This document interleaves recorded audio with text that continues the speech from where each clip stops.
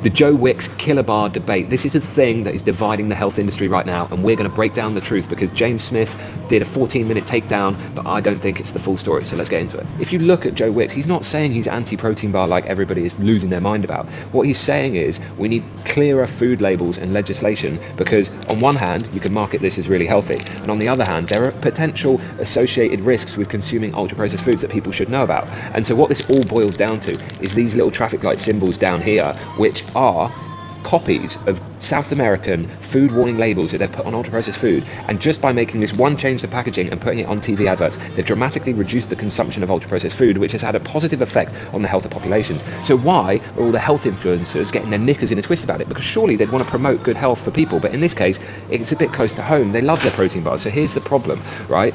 James Smith is going, where are the studies? You know, Joe was just released this protein bar and there's no studies to say they're bad. Well, let's get into it, James Smith, because if you look at Consensus app, if you haven't checked this out, this is an app where you can type in anything, any question. It scours all the research, PubMed, journals out there of the scientific literature and condenses it into the top 20 most relevant studies and gives you a clear consensus of what is going on. So if I type that in, are artificial sweeteners associated with cardiovascular disease risk, you see the results. 12 of the studies are, 4 possibly, and that's it. So essentially, most of the studies are saying artificial sweeteners aren't that great. We can do it again and flip the question a little bit into, are ultra-processed foods good or bad for our health? 16 of the studies identified by the Consensus app are clear. Ultra-processed foods are not good for their health. So saying, where's the study, mate? You have a look, James. Ultra-processed foods are evil. You're saying they're not that bad. You're saying it's just about calories and obesity. Sure, obesity is a problem, but obesity is a symptom of the food environment we're in, right? This isn't all about personal responsibility and, oh, you fat bastard, you ate too much.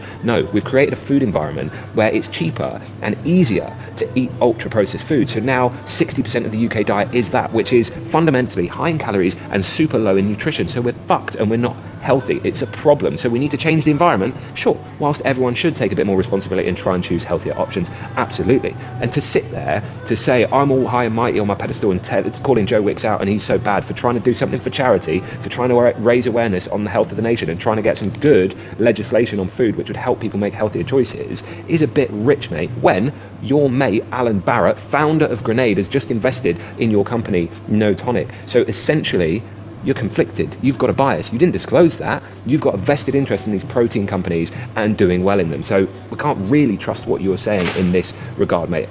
And to call out Joe Wicks because, okay, he launched a My Protein range back in 2019. Well, the fact is people can change. 2019 was a long time ago, right? That was a good year before COVID. And back then we didn't have as much science. The science community has moved on. Our understanding has moved on since then, so it's perfectly acceptable for Joe Wicks to have launched a protein range almost 7 years ago and now change his mind and go, do you know what, actually you're better off getting it from whole food, you know, sources. And the final problem I've got with what you're saying, James, is UPFs don't matter, healthy food doesn't matter, it's just obesity, right? Obesity, type 2 diabetes, you know, we should be eating less calories and that's the issue, and UPFs don't matter. But where do you think obesity comes from? It comes from the food we put in our body, it comes from the food environment we live in that's geared towards feeding us too many calories and too many, you know, unhealthy foods that make us crave more things, right? That's where this all stems from. So there is nothing wrong with saying that ultra-processed foods are bad and focusing on the food environment.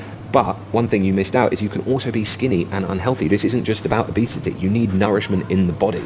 It's not just about weight. I know you're in the fitness community and you want big guns, but it's actually also about the nourishment in your body. Are your organs functioning properly? Do you have enough vitamins and minerals for your organs, your enzymatic processes, your hormones to do their job and work properly? That's where foundational health comes from. And listen, at the end of the day, we shouldn't be beefing. We're all in the health community. We all want to help people on their health journey. Sure, we have different approaches and some people think other bits are more important than others, but the fact is you both want better health for our nation. I want better health for our nation. The big issue is the food system, how unhealthy everybody is, and we all need to be driving towards the same objective to make people healthier. So stop beefing, start making people healthier, and that's what's going to make the difference.